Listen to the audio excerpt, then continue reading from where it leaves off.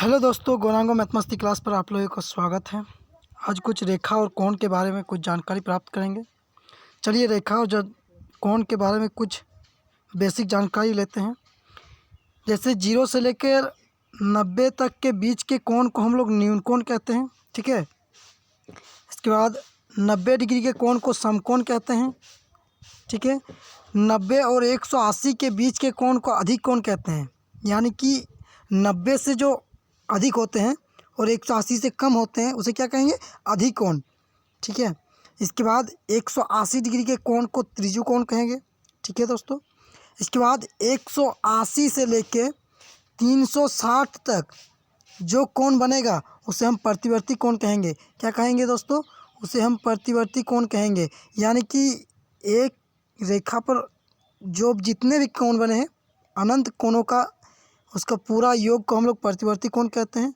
वही कोण का यानी कि 180 से लेकर 360 डिग्री के बीच के कोण को हम लोग प्रतिवर्ती कोण कहेंगे, ठीक है दोस्तों।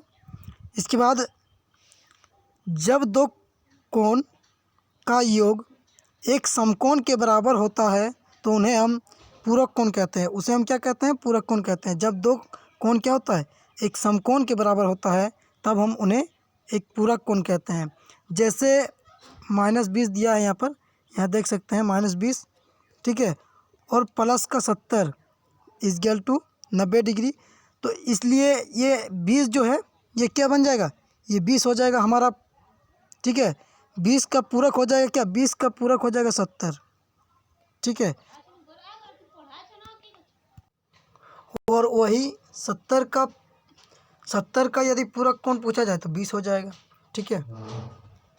इसके बाद जब दो कोणों का योग 180 डिग्री के बराबर होता है तब उन्हें हम समपूरक कोण कहते हैं। क्या होता है कि जब दो कोण का योग 180 डिग्री हो जाता है तब हम उन्हें क्या कहते हैं, उसे हम समपूरक कोण कहते हैं। अनुपूरक कोण भी कहते हैं। जो कोण समपूरक कोण या अनुपूरक कोण दोनों सेम एक ही होते हैं, ठीक है। जैसे 70 + 110 इक्वल टू 180 डिग्री हो गया है, तो 70 का समपूरक कोण होगा, तो 70 का समपूरक कोण यहाँ पर हो जाएगा 110, ठीक है। और 110 का समपूरक कोण 70 हो जाएगा। तो इस प्रकार से हम इसको कह सकते हैं। इसके बाद यदि एक किरण एक रेखा पर खड़ी हो तो इस प्रकार के बने कोणों का आसन कोण का योग 180 डिग्री होता है, ठीक है, ठीक है। इसके बाद इसके विपरीत जब दो आसन कोण का योग 180 डिग्री होता है तो उनकी उभयनिष्ठ भुजा छोड़कर अन्य दो भुजाएं एक सरल रेखा बनाती है। जैसे यहाँ पर आप देख सकते हैं, ठीक है, इस जगह पर जैसे यदि ए ओ बी एक सरल रेखा है, आप देख सकते हैं ये एक सरल रेखा है, ठीक है, देख सकते हैं ये क्या है, एक सरल रेखा है यहाँ पर, ठीक है। और यहाँ पर है कि यदि यहाँ पर दिया है कि ये कोण जो है x है और ये कोण जो है y है, तो एक सरल रेखा पर बने कोणों का योग 180 डिग्री होता है। तो x + y इक्वल टू, थोड़ा यहाँ पर मिटा देते हैं, छोटे छोटे लिखते हैं, ठीक है, x + y equal to 180 degree, ठीक है। इस प्रकार होता है। तो इस प्रकार इसका ये भी निकाल सकते हैं। यहाँ पर y था ना, y, ठीक है, तो इसका निकाल भी सकते हैं। जो x कितना है, y कितना है, तो दोनों को लिख के आप निकाल सकते हैं। जैसे मान लीजिए x यहाँ पर x था, x के जगह में हम 2 दे रहे हैं, 2x, और y के जगह में हम दे रहे हैं 4y, ठीक है, 4y नहीं, ओनली y दे रहे हैं, ठीक है, y दे रहे हैं। तो इसको हम लोग क्या कैसे ज्ञात करेंगे, तो इसको हम ज्ञात कर सकते हैं। जैसे 2x + y इक्वल टू, आप यहाँ पर 180 डिग्री लिख लेंगे, ठीक है, 180 डिग्री लिख लेंगे। इसके बाद y का मान निकालेंगे, y लेकिन y से नहीं निकलेगा, यहाँ पर और 2-4 कोण रहता तो अच्छा से निकलता, ठीक है। जैसे हम दे रहे हैं यहाँ पर भी x का, यहाँ पर भी x दे रहे हैं, यहाँ पर 2x, ठीक है। तो 2x और x को गुना करें, जोड़ करेंगे तो कितना हो जाएगा, यानी कि जैसे 2x प्लस एक्स, ठीक है। दोनों को जोड़ करेंगे तो 3x हो जाएगा, ठीक है। इस प्रकार से 3x इजगल टू 180 से हम लोग इसको माइनस करेंगे। जैसे इसको इधर ले जाएंगे बराबर के उधर तो माइनस में हो जाएगा। जैसे हम लिख सकते हैं x बराबर 180/3, इधर माइनस में नहीं होगा, भाग में चल जाएगा, ठीक है। और 3 छक 18 तो 6, इसका आंसर 60 हो जाएगा, ठीक है।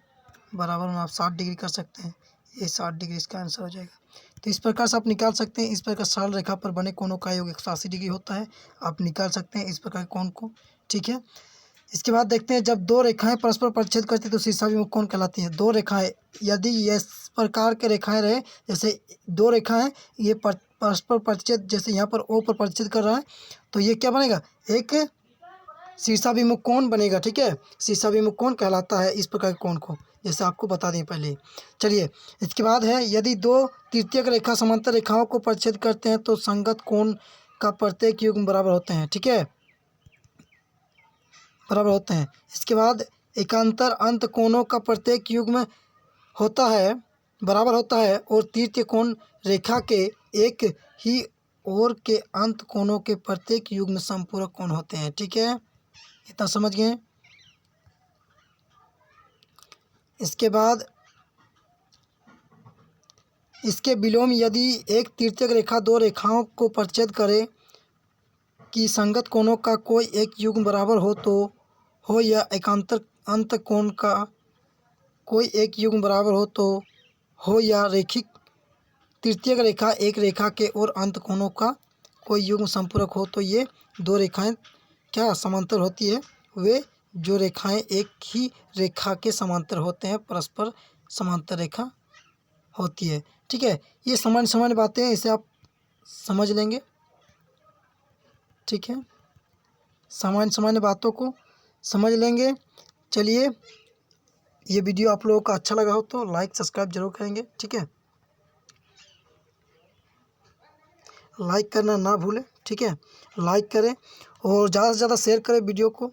जितना शेयर करेंगे वीडियो उतना आगे बढ़ेगा और हमें भी अच्छा लगेगा और वीडियो हम भी आगे तक बनाने की कोशिश करेंगे। Thank you so much.